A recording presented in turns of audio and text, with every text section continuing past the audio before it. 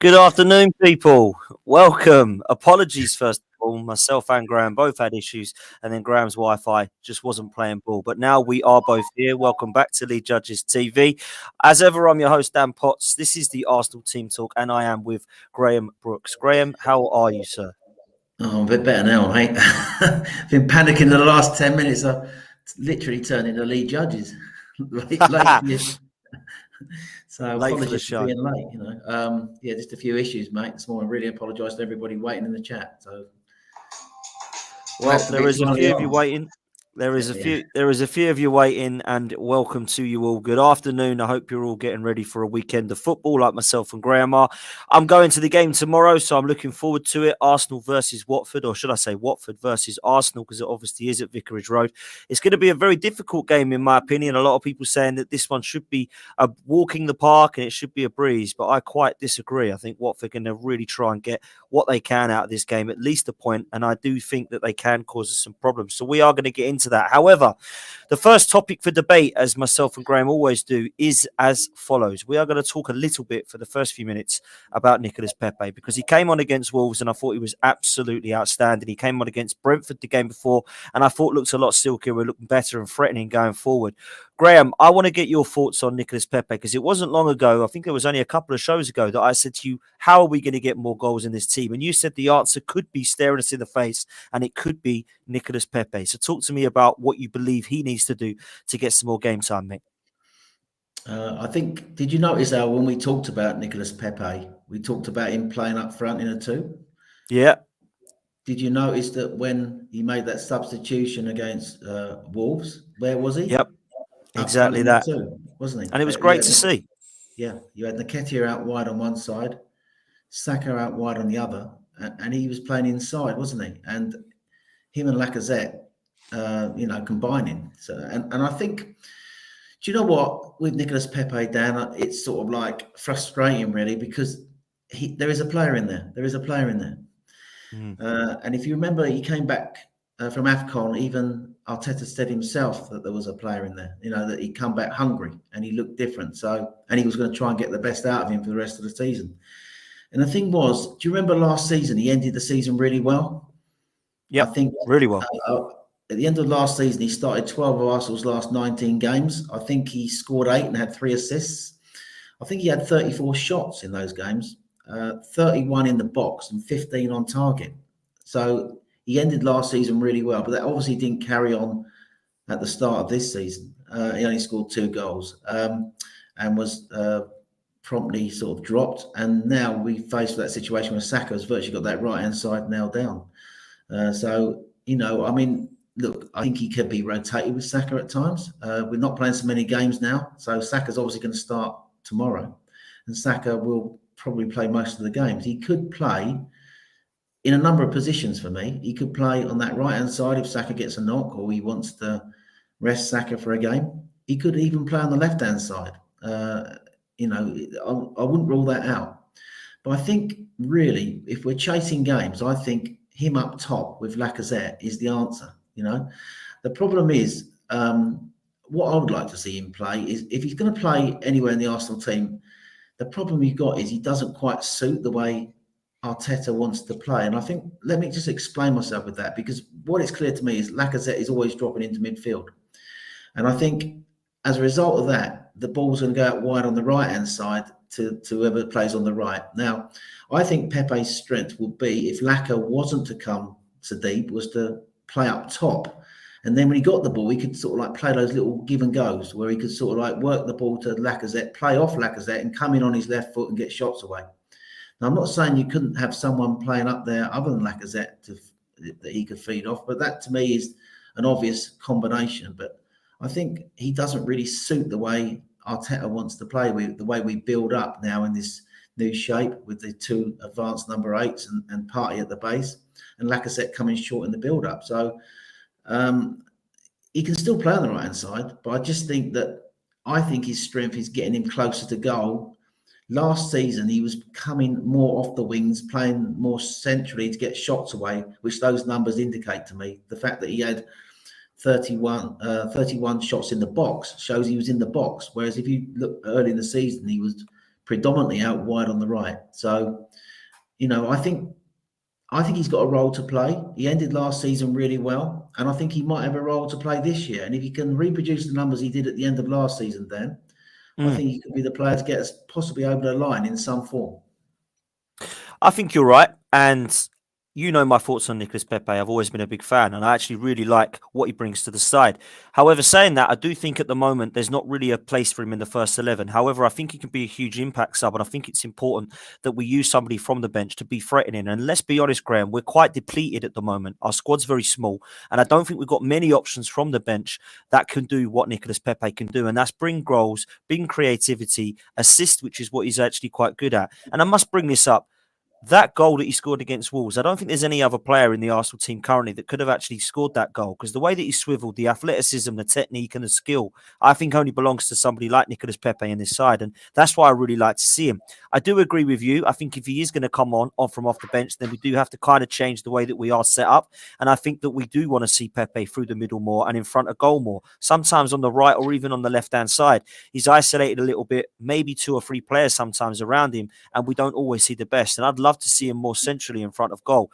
And I think that if we are going to utilise Pepe alongside Lacazette, we might see a little bit more from Lacazette as a link-up player, because although I like what he does bring to the Sakas and Smith Rowes of this team out wide, I do think if we're going to go a little bit more centrally with Pepe and Lacazette together, that we're going to see the best of him. So it's going to be a player that I'm going to be looking at quite a lot. And a lot of people are saying that with the games, I think we've got 3 in a matter of 6 or 9 days or something coming up soon, that he might actually look to rotate Mikel Arteta, and then Pepe may get a little bit of game time. So if I was to just lastly say this to you, Graham, let's say we've got Watford, we've got Leicester, we've got Liverpool. If these games are going to come quite quickly over the next few weeks, what sort of games would you look at playing Nicolas Pepe as a starter, and where do you think he can come on as an impact sub for?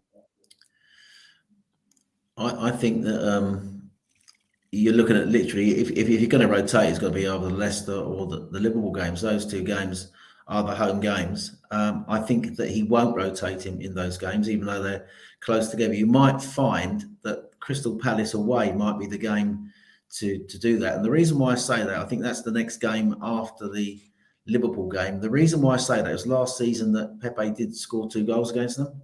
I think he was very, very influential in that game. And I think there's an argument that you could play him against Liverpool, if any team, the fact that we are more likely to play Liverpool on the counter attack. So if you're gonna sort of like think tactically about where you could use him in those games, where you get the most out of him, possibly the Liverpool game could be the game if we're going to sort of like sit more compact and try and hit them in transition. I saw an interesting stat actually last night that Arsenal scored the most goals in transition in the Premier League this season. Oh, wow. Which was quite a surprising stat, but it's true. So, and Pepe's brilliant in transition. So, albeit we'll be at home against Liverpool, but if you're going to rotate, probably that Liverpool game. Latvian Guna's corrected me there. We play Villa, then Palace, fine. Look, it's an option for Mikel Arteta, isn't it? I do tend to think that at the moment he's going to be looking to use him as impact from the bench. There could be an injury, of course, so he could get his option that way, his chance that way.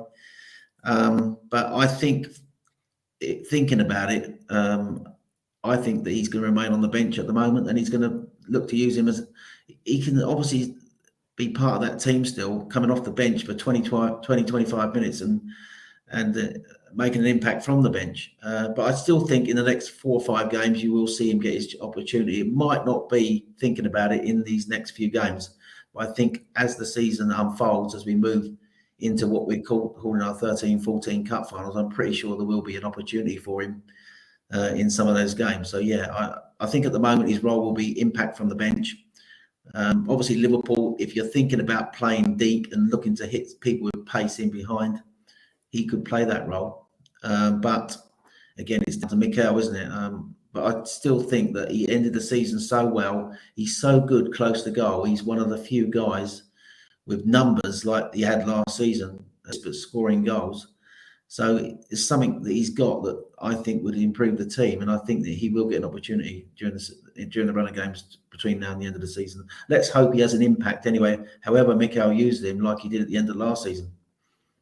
Yeah, and I hope that he continues because I'm a big fan, and I think that we will be able to get the best of him as long as he's playing. And I think it's been hard for Pepe this season because he hasn't really got the minutes in what I believe he should deserve a lot more anyway. And I think with Martinelli and Pepe, I was a little bit frustrated that we didn't see enough of them.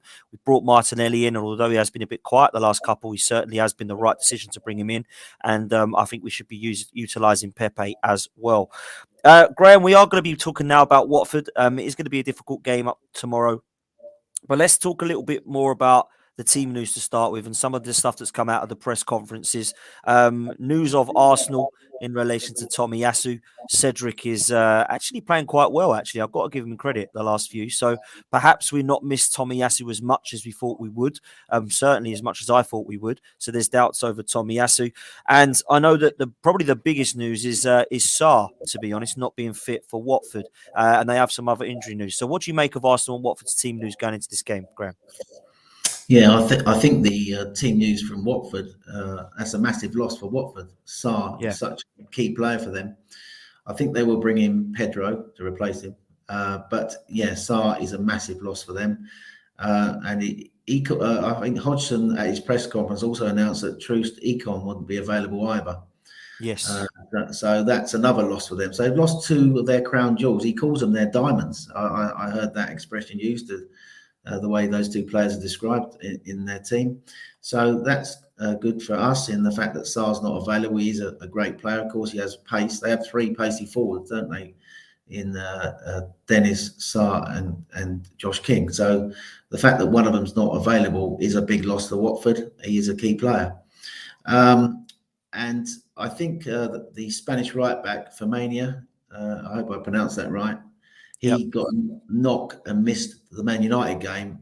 He's very important to their team because they don't score a lot of goals, but he has only Dennis has got more assists for Watford this season. He's got something like 4 assists this right back. I'm expecting him to come back in at right back, so he will come back in at right back. For Arsenal, obviously, you touched on it yourself there. I don't think Tomiyasu is shaken off that. I think it's a calf injury, isn't it, Dan? Yeah. And I think he's struggling to get rid of it. And why risk him? I don't think he's quite ready yet. I think Arteta virtually alluded to the fact it's the same position with him as last week. So if it's the same position as last week, he's obviously not going to play. I'm a big fan of not changing the shape of the defence around too much. Some people are saying move Ben White over to the right and put Holding in the middle with Gabriel. I do not want to disturb that White-Gabriel partnership because it is a great partnership. And why weaken your team in two areas to plug one gap? So 100% agree. Yeah, so I would keep Ben White in the middle there. And Cedric, as you said, has been reasonably good in the right back slot. So he will stay on the right-hand side. The big key decision, I think, for Mikel tomorrow is does he bring back Smith Rowe or does he keep Martinelli on that left-hand side? That is going to be the key decision for him. As ever, he didn't give anything away. I think, as you're going to show when we go into the lineups in a minute, I think Smith Rowe obviously won us the game against Brentford, would have played, I think, against Wolves, but for he was taken ill, wasn't he? It wasn't injury, it was illness. It was illness. So the fact that he didn't play, Martinelli came back in, and to be fair, Martinelli, who's been brilliant for us, like you, I'm a massive Martinelli fan. But Smith Rowe, I think will come back into the team tomorrow on that left-hand side. So that's the key decision. I don't think we've got any other injury worries in the team. I think the team virtually picks itself. The only two areas are the right back slot, which I think Cedric will continue in, and whether he brings back Smith Rowe instead of Martinelli. Martinelli, as I said, didn't have a great game against Wolves, and I think Smith Rowe will come back in for him tomorrow. Well, let's go through our predicted lineups because it's going to be interesting. There's a couple of decisions here which we're not aware of, and I think Martinelli and Smith Rowe is probably the one that we're going to look at here, Graham, and think who is going to go and play on that left-hand side. We've obviously gone with what we think Watford will choose and what we think Arsenal will do, and you believe Smith Rowe. I agree with you, and the reason I agree with you is because I think Smith Rowe, when has been fit, has certainly, like Martinelli to be fair, so maybe it's a bit harsh on Martinelli, given us a lot more in terms of goals. Smith Rowe, I think, has got 10 goals now this season for Arsenal, which is outstanding. So when you've got your top goal scorer, you kind of need to be putting him on the pitch. So talk me through these teams, Graham, and also the danger men for Watford. Yeah, I think you'll see both teams lining up in almost like the same sort of formation, 4-3-3. So Arsenal, obviously, Ramsdale picks himself now that position down. The back four, Cedric on the right, White and Gabriel in the middle, Tierney on the left-hand side. Tierney adapting to a new role now with Xhaka slightly higher up the pitch, where he's not bombing up quite so often. And then you've got, like, as I say, you've got those three midfielders, Partey at the base, and then you've got two number eights, so left-sided number 8, Xhaka playing higher up the pitch now on the left-hand side, Odegaard playing higher up the pitch on the right-hand side as number 8s. Well, Odegaard not playing higher up the pitch. If anything, he's come back from his number 10 position. But you've got the two number 8s, then you've got Lacazette dropping back. We said on the last show, it's almost like a diamond at times, with Partey at the base, Lacazette at the top, and Xhaka and Odegaard either side. And in effect, our two forwards are those two wide forwards who come in, look to make runs from out to in. That's Saka on the right and Smith Rowe on the left. So that's our shape. Watford, that will be a 4-3-3, but I'm pretty sure it'll be a 4-5-1 for most of the game. So if you look at their team, I think Cathcart is the experienced centre-half. Kamara has been excellent for them on the left-hand side this season. He's now down that left-hand spot. The Spanish right-back, Firmino, comes back, in my opinion. He will come back into the team. And they've got like these three central midfielders, Sissoko, Cleverley, and Lusa. I don't know, how do you pronounce it? I think it's Lausa, I don't know, something like that. And then you've got the three pacey forwards. So I think what Watford will do tomorrow, even though they're the home team, I think the way Hodgson's set them up since he's been in, I've noticed that they've been well organised, compact. They literally play 4-5-1 on the counter attack. So the thing for me is the difference. What we'll be faced with tomorrow is, I think teams we've been playing recently, Dan, have been pressing up high onto us when we play out, and that enables Ramsdale to play those 30-40 yard diagonals over the press. And we're able to play round, or try and play round presses. What you'll find tomorrow is Watford will not press us at all. They would literally just sit off us. So the roles of White and Partey would change tomorrow.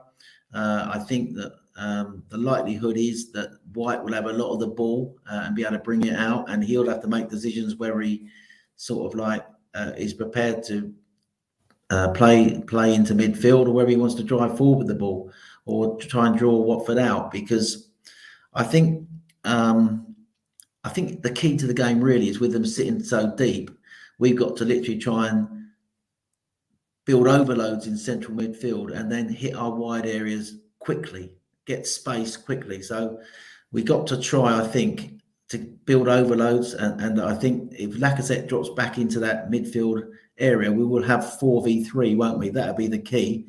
So if Lacazette's there, he might draw out a centre-half to come with him. That remains to be seen.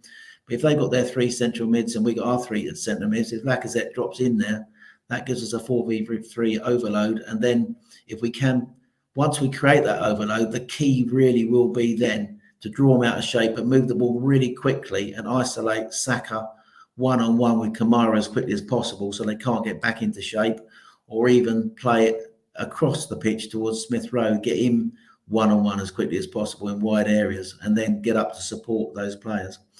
I think that's going to be a key part of, I would say, tomorrow with Watford sitting so deep. I think it's absolutely crucial, Dan, that we get the first goal. If we get the first goal, Watford cannot sit in that 4-5-1 shape. They've got to come out. The moment they come out, there'll be more spaces opening up, because I don't think that they press that well, even sitting deep. They're not known this season, looking at their pressing numbers. They're not really good at pressing. I think Ranieri never had him pressing very well. I don't think Hodgson's had much time to change it. So I think we can sort of like take advantage of the fact they're not great at pressing and play round them. The interesting thing to be, if Thomas Partey is going to get a lot of the ball, the way he moves the ball quickly, and he is brilliant at that, moving the ball quickly when he's not pressed. So they've got a decision to make. Do they sit off Partey, allow him to have the ball, or do they try and press him, which I don't think they will. And then, as I say, the key for me is to try and build overloads. We've got to get Lacazette dropping in there. Their midfielders will, when you're showing them a 4-5-1, I think they'll be slightly higher that in up the pitch there, but not literally sitting in front of their penalty box. But they will be sort of like in a 4-5-1 low block. And I think the key is really to, in my opinion, as I've said, to try and build overloads and get our wide players quickly on the ball. We've got to release them in space quickly. If we allow them to get back right in that, as you've got it there, it's going to be harder to break them down. So that's the key element for me, mate, looking at how we need to play tomorrow. Yeah, and I have to agree. And one player that I play fantasy football and I've kept in my team most of the season. One player that's been really impressed me for Watford and I think will be the key danger man is Emmanuel Dennis. And I think that he's athletic.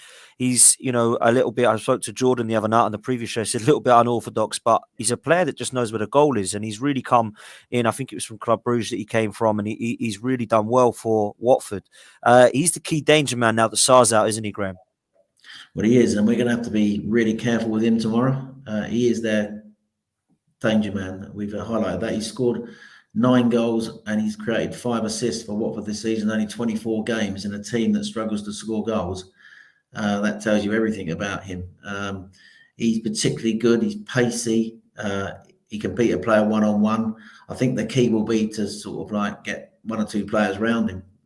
So if he pops up out wide, whoever's marking him will have to literally have someone come across and be there, because he can beat a man one-on-one. And if he goes central, again, we've got to get players around him and make sure that if he beats a man, there's a second man there to offer assistance. But he is a very pacey player. And I also think that Josh King is a very underrated player. So, but the thing for me is, I think the important thing is we get them back defending in the 4-5-1 shape, because they're going to look to literally hit us in transition. That's how they play. Literally, it's all counter-attack, Watford. Everyone behind the ball, try and get the ball out wide. They will literally see compact. They try and squeeze the centre of the pitch with those 5 players in front of their back 4. And then I think they literally look to try and get it out into wide areas and run in transition from wide areas. That's what they tend to, that's their tactics this season. They had one fantastic win over Man United. Actually took 4 points out of 6 off Man United. But the reality is they've only won 1 of their last 15 games in all competitions. It's an appalling stat. Wow. So, and they do not score goals, Dan. So, and I think, as I say, I think that if we score the first goal tomorrow and they have to change formation or tactics, I think we could maybe get 2 or 3. When I say that, if we score an early goal, that's the point. Yes. The danger is, of course, if we don't get the first goal, and they were to get the first goal from a set play or on the break, they would then have something to hold on to, would literally sit with everybody behind the ball, wouldn't they? Man United could not break them down in their last Premier League game, albeit Man United had so many chances they didn't take. So I don't think the team, Watford is a great team. I don't think they've got the quality in the team. I think they're likely to get relegated. I don't think even Roy Hodgson can save them. So, and I'm not underestimating them. I think the level in the Premier League, as we know, is high, and no game is an easy game. But I think if Arsenal play, get their match them for effort, get their quality players on the ball, we've got enough quality in our team to unlock their defence. No, I'm with you, Graham. And I want to put this to you because I believe the first goal is key. Whoever scores it, right? If Arsenal score it, I think it could be comfortable. If Watford score it, it's going to be very, very difficult for us to break them down. Now, I think it will be difficult to break them down anyway. But let's say that it's 0-0, a little bit like it was against Burnley. And we have some options from the bench. A lot of people may see this as unpopular, but if we were to utilise Pepe and Martinelli, if we were to take Erdegaard off, which people will say, no, we can't because he's so instrumental, and I kind of agree, and we was to take Smith Rowe off, if we're struggling at 0-0, could we go to a 4-4-2 and play Pepe and Lacazette together and then have Xhaka and Partey kind of as the double pivot and go as a 4-4-2? Do you think that could be something we could utilise, Graham? Well, the answer to that is yes, because we've seen him do that. Well, not go to the 4-4-2, but we've seen him sort of like move Partey and Xhaka into a double pivot, even from the 4-3-3. And if anything, in that game against Wolves, we finished very similar to that, didn't we? With the four players up top, literally two wide forwards, and Pepe inside next to Lacazette, with Nketiah out wide. So yes, that would be, I think, an option for him. And to be honest with you, I think it's one that I wouldn't dismiss lightly. I think it's and the one thing about Mikel, he was criticised for not thinking outside the box and staying very rigid with his changes, but he literally took off a defender, didn't he? And That's right. went three at the back even. So he could do that. He could even take a defender off, couldn't he? And put the experts, keep three. Three, four even. So keep Odegaard on. Take a defender off, lead Odegaard on, and play three in midfield and still play those four strikers. So he's got plenty of options, I think. And I do like that shape as well. You know me, I like a 4-4-2. Yeah, I do. It's a 4-2-4, isn't it? The way you've got it, but it'd be a 4-4-2. But literally, when we're attacking, we would have those four lanes with the way you've set the team up there. One of the fullbacks will be up high, creating the fifth lane, wouldn't they? So I think that's a definite option, mate, and one that I think I would go for if we can't break them down, because if the longer it goes at 0-0, we've got to try something different, haven't we? Yeah, listen, 100%. And I think that, people in the chat saying I've got an agenda against Odegaard. I really have not got an agenda against Odegaard. He's actually a player that I wanted to see more from, and I've started to, and I think he's been instrumental of late. And maybe Odegaard isn't the guy you want to take off, but I think there's options from the bench, is my point, to utilise forward play. And obviously, once you do that, you do have to take some of your other options off. So that could be something that we utilise. But let's hope that we get that early goal, Graham, and we don't need to worry too much about formation change. So let's hope that's the case. I'm going to read some facts out for you now and some match stats that we both kind of dug up in relation to Arsenal and Watford. So Arsenal have won 5 and lost none of their last 6 Premier League games against Watford. Watford have failed to keep a clean sheet in any of their last 15 Premier League games against Arsenal. Roy Hodgson would be the 5th different manager that Arsenal have faced in Watford's last 5 league games versus the Gunners. And if you haven't done so already, watch the preview show with Jordan and explain a little bit about, as a Watford fan, what it's like chopping and changing managers. In the game between the two teams at the Emirates back in November, Arsenal won 1-0 by virtue of a Smith Rowe goal, which of course, Graham, is why we've put him in the team tomorrow. The last time the two teams met at Vicarage Road in August 2019, we remember this well, the Hornets fired in more shots, 31 in fact, than any other team against Arsenal on record in the Premier League, but the game ended 2-2. Arsenal won 7 of their last 9 games in the Premier League, whilst Watford have lost 11 of their last 15 in all competitions, winning only once at Aston Villa. They did draw 0-0 at Manchester United in the last game, and Manchester United really did struggle to break them down. And finally, if Arsenal do beat Watford, it will be the second time under Mikel Arteta that the Gunners have won 4 straight games on the road, April and May of 2021 being the last time. And we mentioned how vital Pepe was in that kind of time period last season, Graham. So we hope for the same again.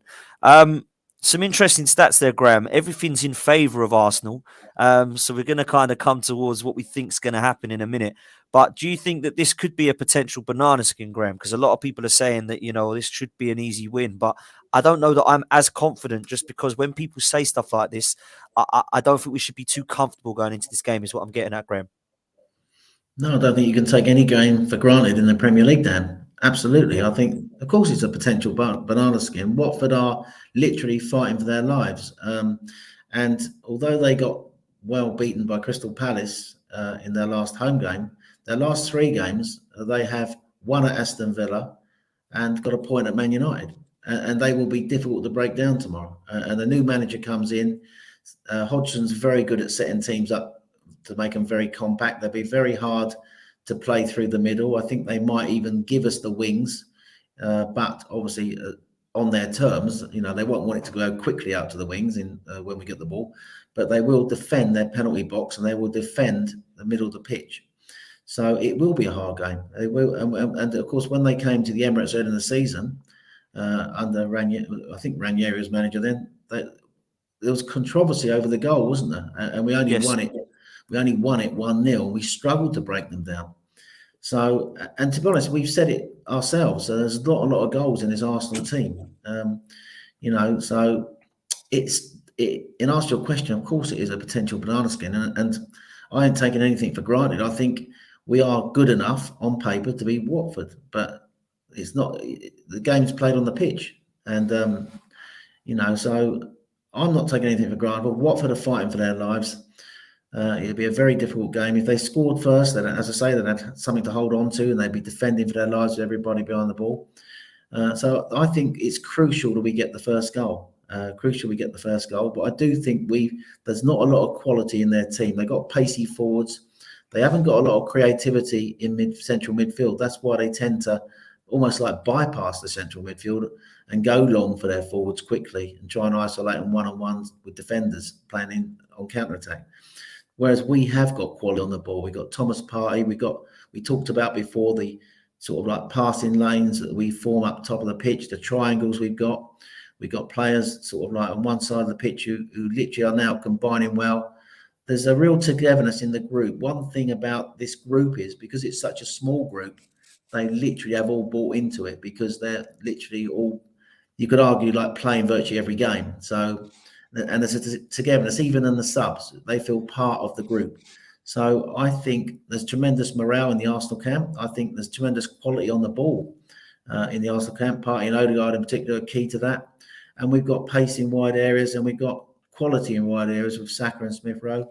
The only thing we haven't got is, like, obviously, as good as Laka is in build-up, his shooting boots were lacking against Brentford.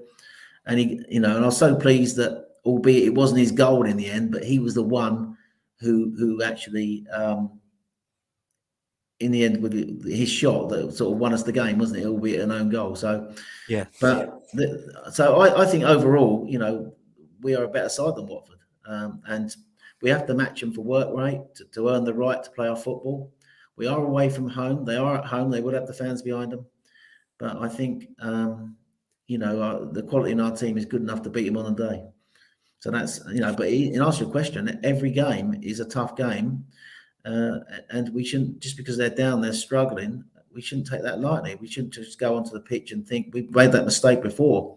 Got onto the pitch, you go on the pitch and think you're going to win the game, you come unstuck. You've got to pay every opponent the respect they deserve and literally match them for effort and hope that your quality you've got in the team will be good enough to get you over the line. So for all that, I don't see it as a game. I'm not expecting us to lose tomorrow.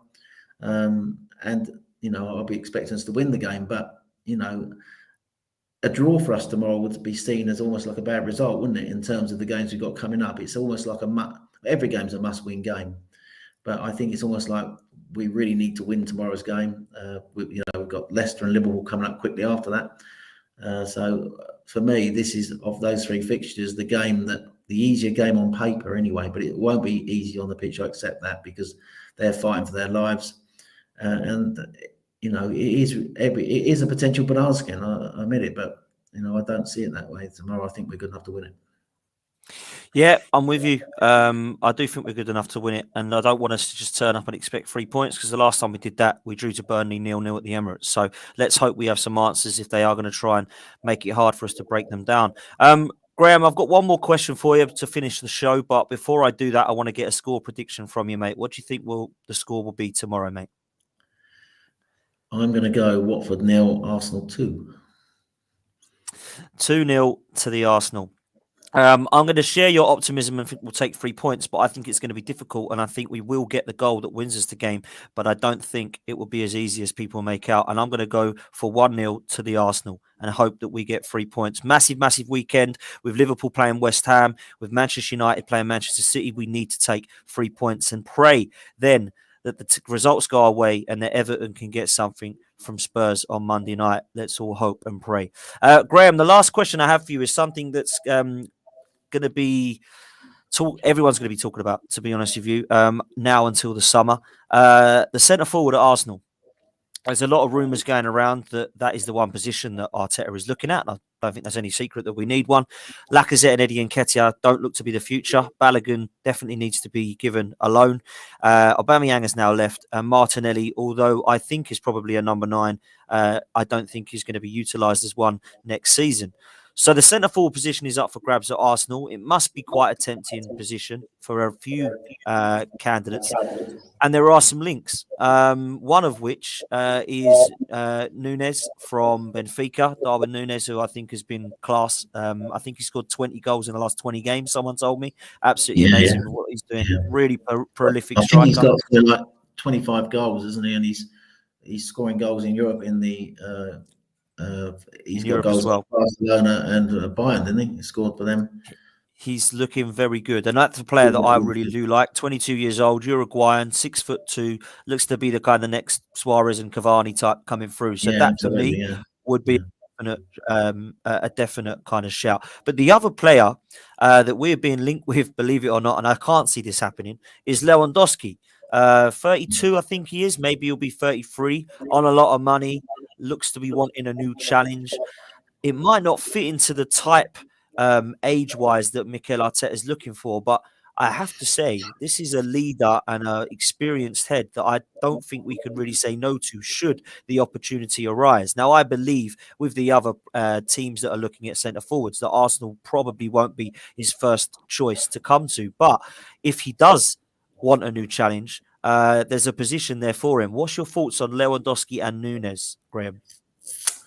Well, on Lewandowski, you're 100% right. Fantastic goal scorer. I think he will not fit what Arteta's trying to do at Arsenal. Arteta's made it quite clear that he's building a young team for the future. It goes against the grain of everything that he's doing at the football club at the moment to bring him in. And we will be literally putting someone on the sort of wages similar to what we've done in the past, the likes of Ozil and Aubameyang, and then we've seen how that's played out, haven't we? So I do not think that for those two reasons it will happen. And you're fundamentally right, of course, in that he might not even want to come to Arsenal. I don't. Of course, it depends on where we are. If we don't get Champions League, certainly that would be one reason that why he would not want to come to Arsenal. If he gets an offer from, say, Man City, for example, or another project that he sees as better than ours, he's not going to come, is he? So, but the reason why it's not going to happen is fundamentally because Mikel now is moving towards buying younger players who he wants to grow into this team and be part of a long-term plan. So he's not, albeit it's tempting, I think, if Lewandowski was to say, look, I want to play for Arsenal, to bring him in for 1 year because he would offer something to this team. You could see how he would improve it if his goal scoring ability is phenomenal, and he would be almost like the missing part of the jigsaw for one season if we were to go with it. So it's extremely tempting, isn't it, if he wanted to come? But I don't think it will happen. Do I think it should happen? There's an argument for it, but in relation to what we've done in the past and how it's not worked out, that almost like sort of like argues against it. It won't happen. In terms of the Benfica forward you talked about, I haven't seen a lot of him, so but the clips I've seen, and of course you only see clips that sort of like, if you go by clips, you only see the best parts of them. But his record this year for Benfica, absolutely outstanding. You're 100% right. He's physically strong. He's powerful. He's good in the air. He will be up there in the summer along with Haaland as the key forwards that are going to be available. But he will not come cheap. He will come at something like 50 million, 60 million plus, won't he? So I think, and there'll be a lot of top clubs watching him, looking at that. Must admit, I would, of the players we're being linked with, all of a sudden, I'm looking at him thinking, yeah, he's as good as anything I've seen we've had linked with us over the last few weeks. So of the two, I think that he would fit Mikel's vision more. I think he's only 22, 23, isn't he? And also he would offer us something.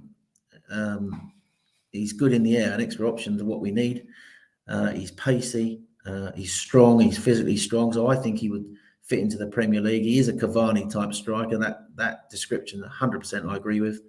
So out of the two, I would rather take him then, if he was available, if we could get him. But I'm sure there'll be a lot of top clubs looking at him, and maybe one top club wanting him. Again, it depends on. This is why it's so crucial, mate, that we get that Champions League spot. It really is. It really is, mate. It really is. And because it's basically puts us in an area where he can then add the finishing touches to what he's building here in those two areas. And I look at the Ruiz rumours around Ruiz coming into central midfield.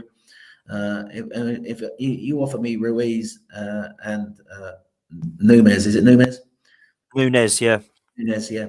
And he got those two deals done in the summer. Obviously, you need another striker as well. That would massively improve us, absolutely massively improve us. And we would be, I think, really competitive next season up in those top for the top of the table. So I'm not saying we would go and win the Premier League or be as good as Liverpool, Man City. I'm just saying it would massively improve us to be the next level. Lewandowski, I will say, should have been, in my opinion, the winner of the Ballon d'Or. Oh, definitely. He is a fantastic player. But the fact that he's coming to the end of his career is the reason why he's looking for that one challenge. We have to bear that in mind. If we'd had him up front this season as our number 9, I think we'd be up there, wouldn't we? I honestly believe third place would be something we'd be looking towards now, with Chelsea's kind of being able to be caught should they lose or drop points.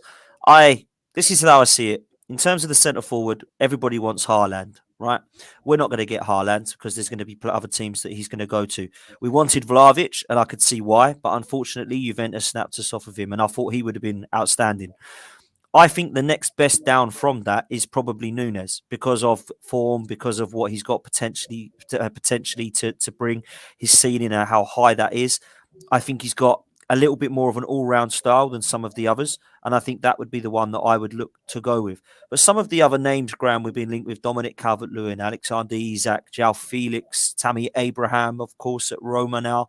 I think those are strikers that probably would definitely give us an upgrade on the Lacazettes of this world. But are they all in absolutely blistering form? Now, maybe Tammy Abraham is, because he's actually the top scorer, English scorer in Europe. But other than that, Calvert-Lewin, João Felix is a little bit of a different sort of player. I heard Gabriel Jesus is a player Arteta likes. Personally, not for me. I wouldn't like to see that. I don't think that's the sort of player we need. And I'm not sure Man City would sell him to Arsenal. So when we look at those names, Graham, do we think that we understand the type of player that Arteta wants, and some of those names perhaps not fit that bill, along with, of course, Lewandowski? Yeah, I don't know what type of player he actually wants. I know the type of player I think would fit the team, and that would be, I think, a physically imposing centre forward, somebody, because that fits the style of play that he wants. But he does seem to be interested in these almost like wide forwards, that sort of like play, who don't play down the middle in the way that, say, a Calvert-Lewin or a Lewandowski does, say, for example. And we talked before about the way football was sort of almost like gravitated away from sort of like out and out forwards at the moment in Europe. We see sort of like teams changing the way they play. It's more fluid, the way they build up, with forwards sort of like moving across the pitch and changing positions with players in wide areas. So maybe you do have to be flexible in the way you build up. But the way that we play, I think we're crying out for someone who can hold the ball up like what Lacazette does, but can also not come quite so deep as Lacazette, but be able to offer us that option of a cross into the box he can get on the end of, but also somebody who's a really good finisher in the box. And that's the type of centre forward I think the team needs. Add that into the mix. A young player of that ability, alongside the likes of Saka, Martinelli, Smith Rowe and Odegaard, and you've got a really strong front four, haven't you? And that's what this team lacks, I think, a player like that. I think Arteta is obviously, he would have his ideas. The thing is, we read lots of things in the media every day, without any real clarity on it. So, and people say he's interested in Jesus. I don't know if he is or not, but you hear lots of stories all the time. Just because they're being linked with Arsenal doesn't necessarily mean that Arteta wants them. a lot of it is agent stuff as well. But so it remains to be seen. I think it's clear that we do need two quality forwards in the summer for absolutely sure. And I think it depends who we can get, and he'll have I hope he's got his shopping list. He's got his list of his targets. If he doesn't get his first target, he'll go for his second target. I still think Arsenal is a massive draw for any player to play in London, good wages. But I think the key is really Champions League. And I think more so than ever now, because I think top players want to play against the best in Europe. And, we've seen this week with that, once again, the flaunting of that Super League in Europe sort of about, that's another reason why players are, are looking at clubs in a way that, if you're part of the European scene in whatever shape it takes, that is an attraction for a player. And I'm not saying I want a Super League, I'm against it. But I'm just saying that, and I think a Champions League, I've always said, Dan, and I know we're going slightly left field here, I think the Champions League should only be the champions of each country and the old European Cup style, So, but, coming back to the original point that you made about forwards, I do think that we need a quality centre forward to bring the best out of these young players around. You've got to remember, people like Saka, Smith Rowe and Odegaard, they have bought into Mikel's project, but they want to win medals and trophies in their career. Absolutely. And the danger is if you're not doing that, when they start looking at around them, they go away on England camps, they go away and talk to their friends who play at the bigger clubs, they'll be sort of like talking about their experiences in Europe in the Champions League. So we owe it, really. We've got good young players there. Let's sort of add the missing pieces to this jigsaw to make sure that we're in the Champions League every year. And we've got a chance of competing, because when we were in it before, we weren't competing for it, let's face it. But if we got good quality players in, there's no reason why the team can't grow. And that will keep, people like Saka and Smith Rowe will want to renew their contracts for another 2 or 3 years to be part of this growing team. So it's very important. I think this is a massive, important part in Arsenal's history now, I think, under Arteta, because he won the cup. We have had the dip. He's now put all his eggs in the youth basket. We've got the team now moving forward in the right direction, challenging for the top four. We've got an advantage with those teams around us slipping up over the last few weeks. Lack of consistency in amongst a lot of these teams. They've given us an opening, which we probably didn't expect. And if we can just grasp it and take it, we can go into that summer market and buy a top quality forward that will give this team the next layer to what it needs to succeed at the highest level. Mate, I think it's massively important and it's up for grabs. So let's hope that we go on a run, show some consistency and nab that top four, because trust me, I will be so pleased to be playing Champions League football again next season. I really will. And then it's what we do from there, and we push on and try and get our club back to the very, very top.